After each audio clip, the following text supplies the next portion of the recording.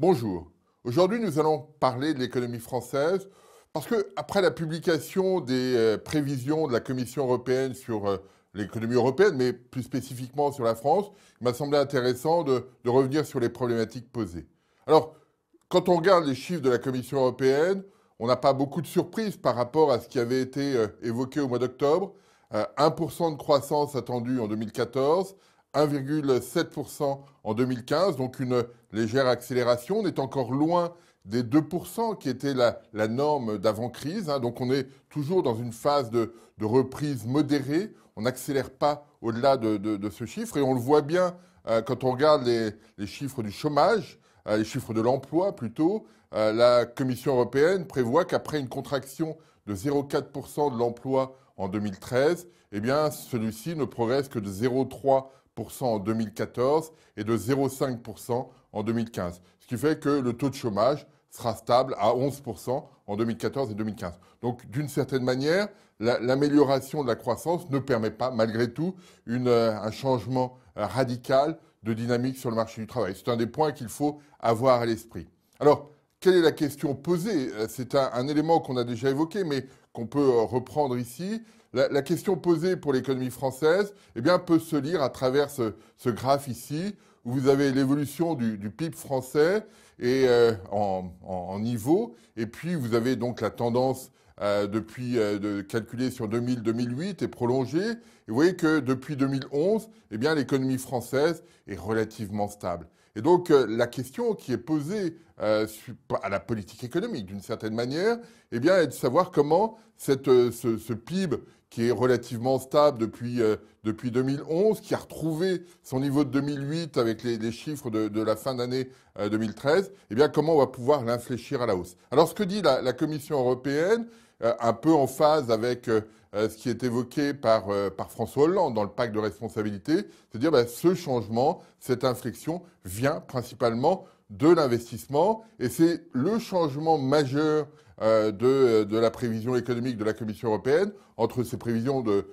l'automne et celles qui ont été publiées le 25 février, c'est qu'au mois d'octobre, l'investissement, et notamment l'investissement des entreprises, progressait assez lentement, lors de 1,1% en 2014 et de 5,1% en 2015. Donc on avait en 2014 une année de transition. Dans la nouvelle prévision publiée, on est à 3,2% en 2014. Le chiffre de 2015 est inchangé. Ce qui est intéressant, c'est de voir qu'effectivement, la Commission européenne, comme le gouvernement, considère que la croissance, le changement de profil du cycle économique viendra essentiellement de l'investissement et cet investissement, progressivement, bénéficiera à l'emploi, bénéficiera au pouvoir d'achat. Mais c'est cette logique adoptée aujourd'hui par la Commission européenne. Donc voilà, c'est cette idée qu'on doit avoir, ce schéma et cette possibilité d'améliorer le profil du cycle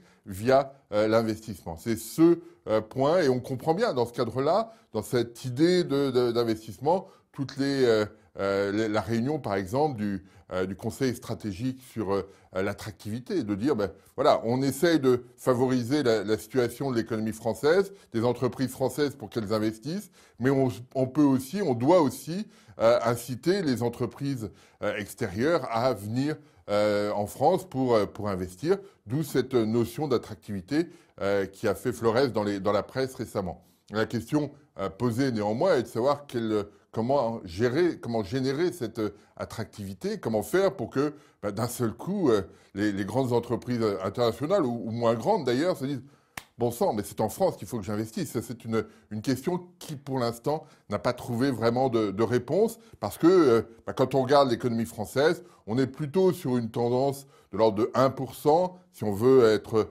en tendance, on est plutôt aux alentours de 1% que des 2% qu'on avait précédemment. Et donc, il faut rendre ces 1% très attractifs. C'est aussi ça qui est un petit peu compliqué dans la conjoncture aujourd'hui. Alors, ce qui est intéressant aussi dans cette prévision de la Commission européenne, c'est que ces chiffres de 1 et de 1,7% de croissance pour 2014 et 2015 ne s'accompagnent pas, ou quasiment pas, d'amélioration des déficits publics. On a un déficit public qui était de l'ordre de 4,2% suivant les chiffres de la Commission en 2013, qui passera 4% en 2014 et à 3,9% en 2015. Donc on n'a pas vraiment d'amélioration.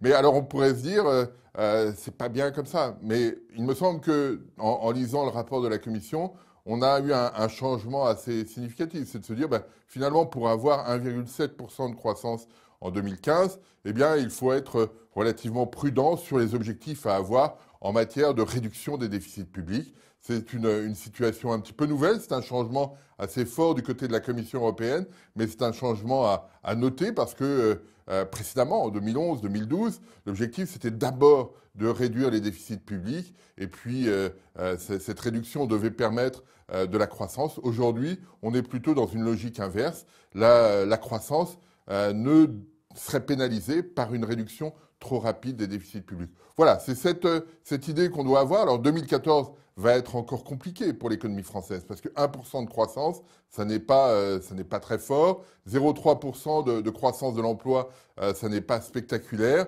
Et donc, on reste dans une dynamique assez fragile.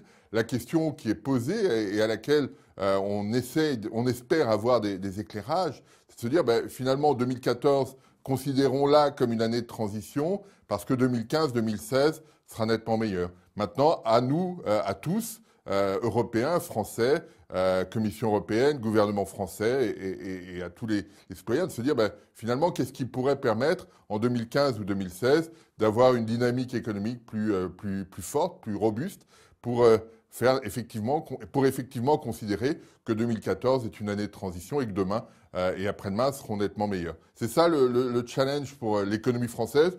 Pour l'économie européenne d'une manière générale, il faut que la situation s'accélère et c'est ça l'élément clé de cette année 2014. Je vous remercie.